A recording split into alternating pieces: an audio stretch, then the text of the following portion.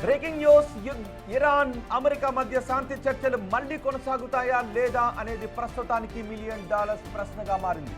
ప్రస్తుత పరిస్థితులు గమనిస్తే చర్చలు తిరిగి ప్రారంభమవటానికి ఎన్ని అవకాశాలు ఉన్నాయో అన్ని అడ్డంకులు కూడా ఉన్నాయి. ఈ క్రమంలో రానున్న 9 రోజులు చాలా కీలకంగా మారాయి. అయితే అమెరికా నేవీ గనక హర్ముజ్ జలసంధిలోకి ప్రవేశించి నౌకలను అడ్డుకోవడం ప్రారంభిస్తే చర్చల కన్నా యుద్ధానికే ఎక్కువ అవకాశాలు ఉన్నాయి. ఒకవేళ ఇరు పక్షాలు దూకుడును తగ్గించుకుంటే మళ్లీ చర్చలు ప్రారంభమయ్యే అవకాశం ఉంది. శాంతి చర్చలు విఫలమైనప్పటికీ పాకిస్తాన్, ఖతార్ తదితర దేశాలు తెర వెనుక దౌత్యాన్ని కొనసాగిస్తున్నాయి. కాల్పుల విరమణ గడువు ముగియటానికి ఇంకా 9 రోజుల సమయం ఉండటంతో చివరి నిమిషంలో అమెరికా, ఇరాన్ మరోసారి చర్చలకు సిద్ధమయ్యే అవకాశమూ లేకపోలేదు. మరోవైపు పశ్చిమాసియాలో చమురు ధరలు ఆకాశాన్ని తాకుతూ ఉండటంతో భారత్, చైనా, ఐరోపా దేశాలు ఉద్రిక్తతలను తగ్గించాలని ఇరు దేశాలపై తీవ్ర ఒత్తిడి తీసుకొస్తున్నాయి. యుద్ధం సంభవిస్తే ప్రపంచ ఆర్థిక వ్యవస్థ కుప్పకూలుతుందనే భయం అందరిలోనూ కనిపిస్తోంది. ఈ పరిణామాల నేపథ్యంలో ఇరు దేశాలు మళ్లీ చర్చలకు అంగీకరించే అవకాశం ఉంది అనే అభిప్రాయాలు వ్యక్తమవుతున్నాయి.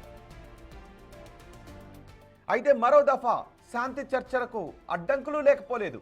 అందులో మొదటి అడ్డంకి ఏంటి అంటే ట్రంప్ కఠిన వైఖరి. ఇరాన్ అణు కార్యక్రమం రద్దు చేస్తేనే చర్చలు జరుపుతాము అని అమెరికా మొండిపట్టు పడుతోంది. ఈ విషయంలో ఇరాన్ కూడా వెనక్కు తగ్గడం లేదు.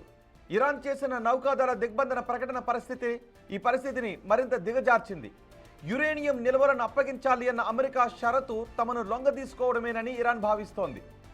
పైగా ఇరాన్ ఏమంది అంటే యుద్ధంతో కూడా పరిష్కారం కాని షరతులను మా ముందు అమెరికా పెడుతోంది అని ఇరాన్ అనుకుంటూ ఉంది.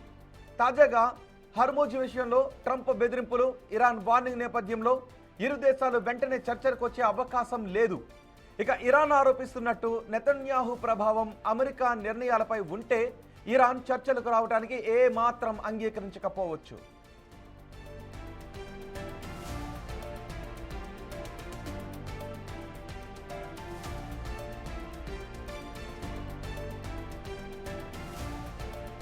తాజా పరిణామాల నేపథ్యంలో చమురు ధరలు మరింత పెరిగే అవకాశం కనిపిస్తోంది.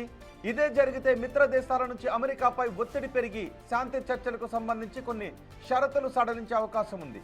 అటు ఇరాన్ సైతం ఆర్థికంగా మరింత దెబ్బతింటే దేశ ప్రయోజనాల కోసం మళ్లీ చర్చలకు వచ్చే అవకాశమూ లేకపోలేదంటున్నారు విశ్లేషకులు.